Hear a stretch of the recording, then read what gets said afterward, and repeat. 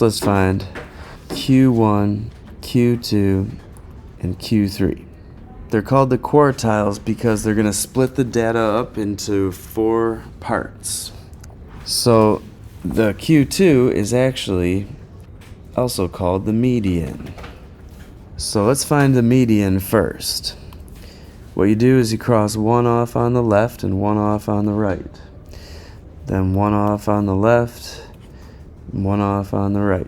And then do it again, and then we're at the middle. So I found the median. It's going to be 6.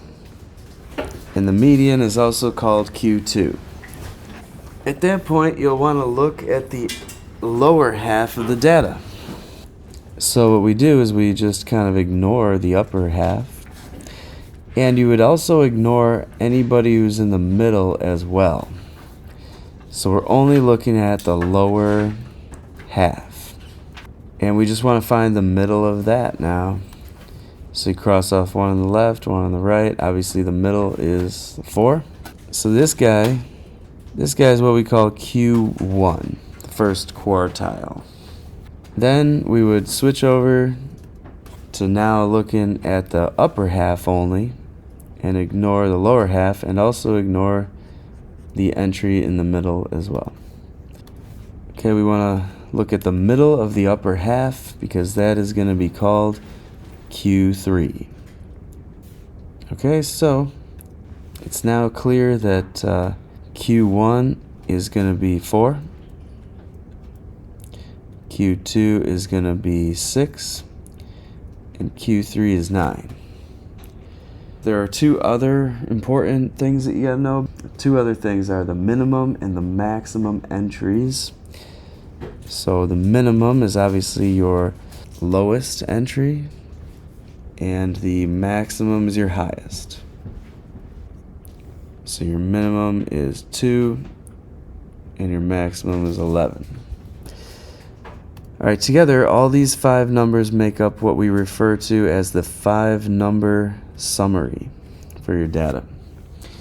And they can be put into a drawing, like a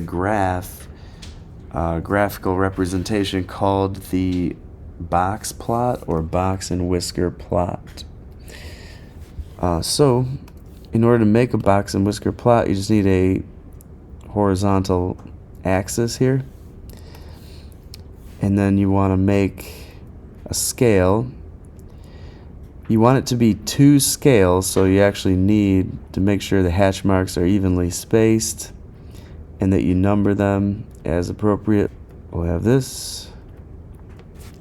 Okay, then what I'd recommend is putting a dot down for each of the 5 numbers. So put a dot down at 2. Okay, that's your min. Put a dot at 4. That's your Q1.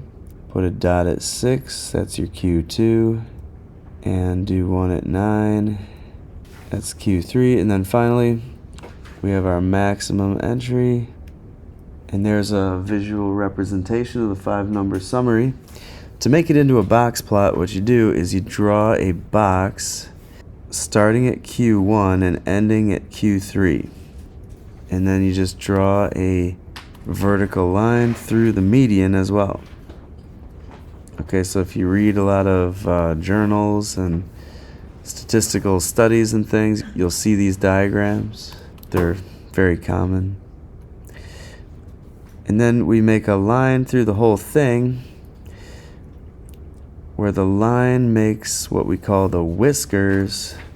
And that's where the name box and whisker plot comes from, because it's supposed to be like an animal, I guess, you know.